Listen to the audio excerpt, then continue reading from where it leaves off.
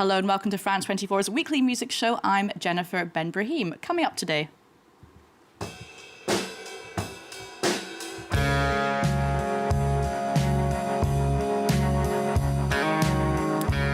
French indie band with Americana, soft-grunge soul. Four-piece Astral Bakers blend warm harmonies with stripped-down arrangements and intimate songwriting. Ambroise, Nico and Zoé recently dropped their sophomore album, Vertical Life, a celebration of their collective identity. Zoé and Ambroise are in the studio to tell us more. Welcome to France 24. Thank you. Thank you. Delighted to have you on. Now, I have to ask you this first question because the name is so unusual. Where does Astral Bakers come from? It feels very astrological.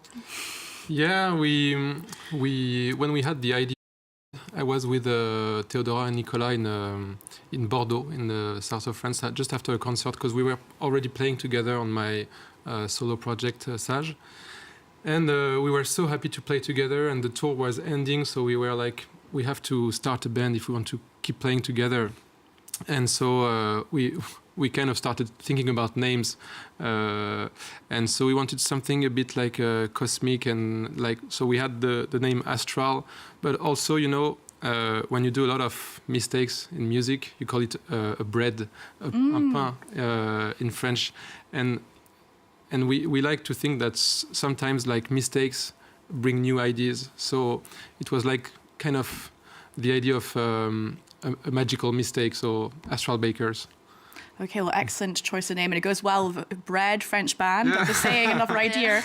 Now, Vertical Life is your second album, and it was recorded in the US, in upstate New York, in the Catskills, a very beautiful place.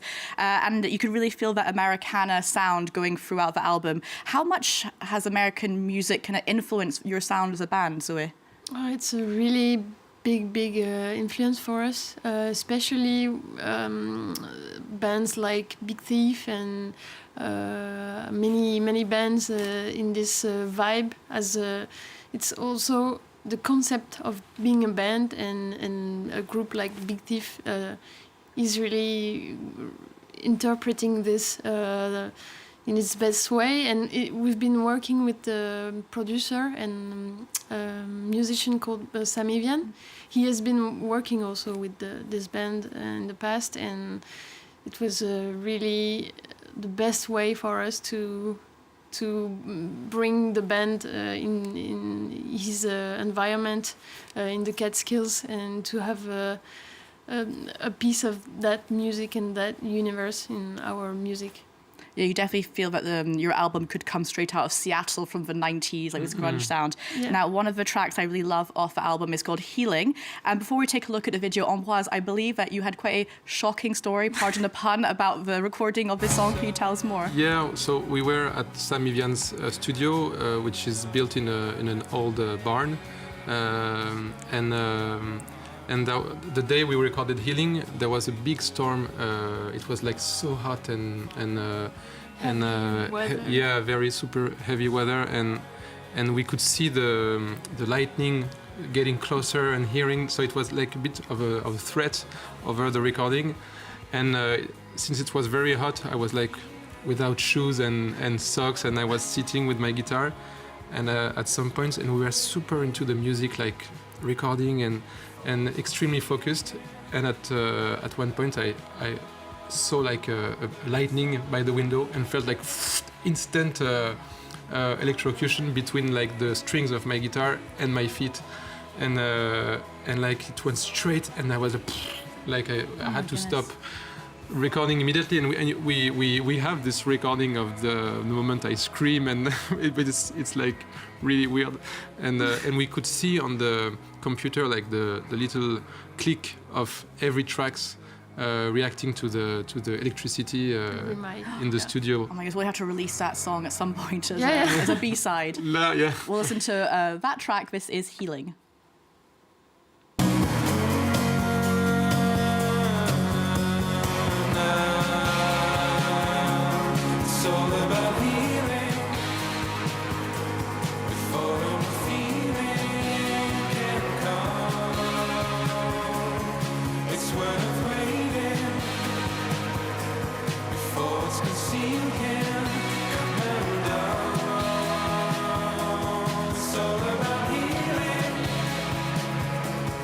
I know So that was Healing from Astral Bakers' new album, Vertical Life.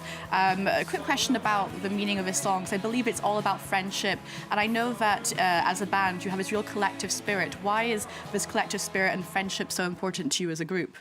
I think it's really the foundation of the band. It's we met through friendship and music, and when we started doing the second album, we were really into finding the path between all of us, and it was really the thing between us was like mostly friendship and loving playing music together. And so this song is kind of an anthem for the second album.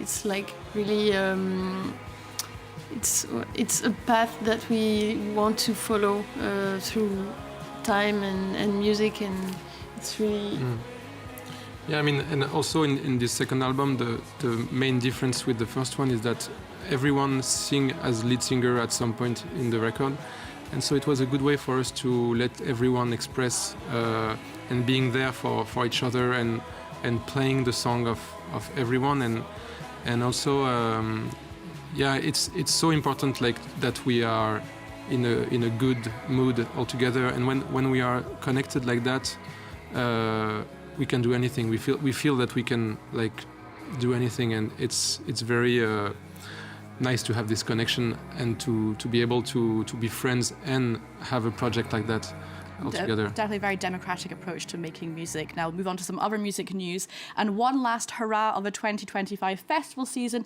right here in France. The Transmusicale takes place across multiple venues in the city of Rennes in Brittany, northwest France. What is so great about this festival is that they really deliberately avoid having big headliners, instead spotlighting unknown or up-and-coming artists before they break into the mainstream. And it's a real launchpad for talent with the likes of Nirvana, Björk and Lenny Kravitz, so not too shabby. And there's also, I'm happy to say, one of my former guests on the music show, Obong Jayar. He is part of the lineup. Here's what to expect from the Nigerian-British artist. This is Talk Olympics from his album Paradise Now. He performed it live at the Troubadour in LA.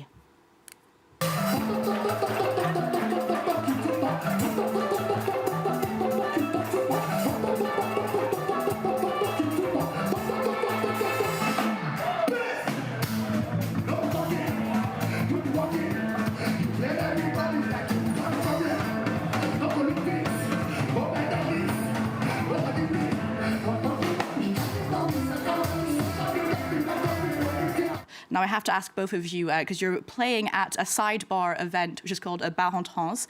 How do you feel about festivals like Transmusicale and Bar en Trans that don't have a headline act? They celebrate up-and-coming musicians. Should more festivals be like this?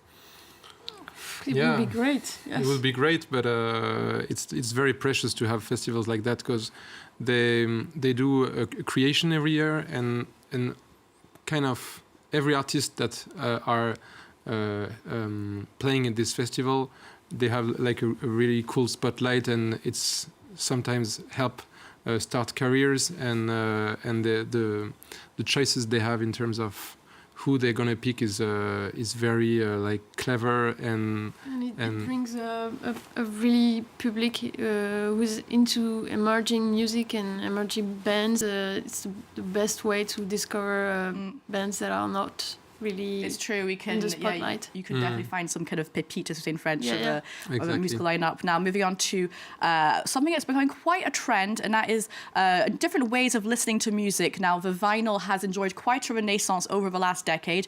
It has now become a trendy collector's item with record stores popping up around the world. Now, the humble cassette tape is hoping to emulate the success and take on digital streaming platforms right here in France. Take a look.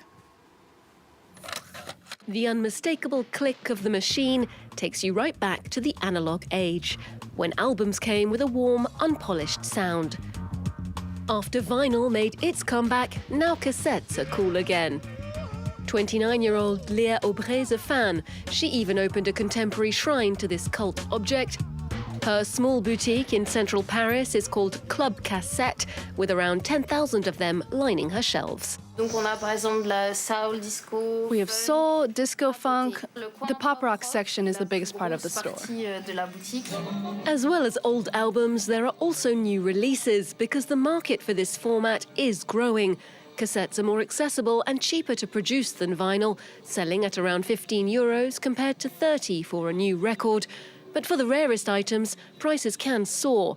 It looks like nostalgia sells. The sound quality is maybe a little bit worse, but the feeling that I get being born in 1981, listening to cassettes, it kind of takes me back to my childhood. Artists are also embracing the trend. French musician Mid wants to release his new album on cassette, and he's brainstorming the visual aspect of the little rectangle. We could make it all yellow to imitate the album. What would be cool is being able to get it when I'm on tour, that the audience could leave with the object and the physical album. Being able to hold it, listen to it, take it off, change it. I think it reminds us that there is something concrete and tangible about music. This return to physical media is part of a marketing strategy adopted by some major pop stars. Last year, 1 million cassettes were sold worldwide. The comeback's been boosted by pop culture, as retro accessories feature on screens big and small. And when it comes to updating the hardware, these 30-somethings have revived the cassette player, creating a state-of-the-art version which sells for €150. It's got all the basic features you'd expect, plus some modern ones. It has Bluetooth and a rechargeable battery. It's much more practical in terms of how we use things today. Indeed, Gen Z seems to be charmed both by the sounds of the 80s and by this non-digital way of enjoying them. Okay, so I'm not sure if I'm sold about cassette tapes, but let's see. What about you, Zoe and Ambroise? Can you see yourself buying cassette tapes in the future? Definitely, because I have an old car from 2001, and the only thing I can use is a cassette, so I'll be really glad. Okay, I've come to the end of the show, and I want to thank my guests today, Ambroise and Zoé from Astral Bakers, for coming in to speak to us. And make sure to get a hold of their album, Vertical Life. Before we go, just enough time to tell you about the latest album from American country crooners, Zac Brown Band, called Love and Fear. The record has some quite fun collaborations, very unlikely ones, from people like rapper Snoop Dogg to country legend Dolly Parton. Like on his next track, Butterfly. We'll leave you with that. For more arts and culture, you can head to our website. There's more news coming up on France 24 after this. There's a beauty in your eyes.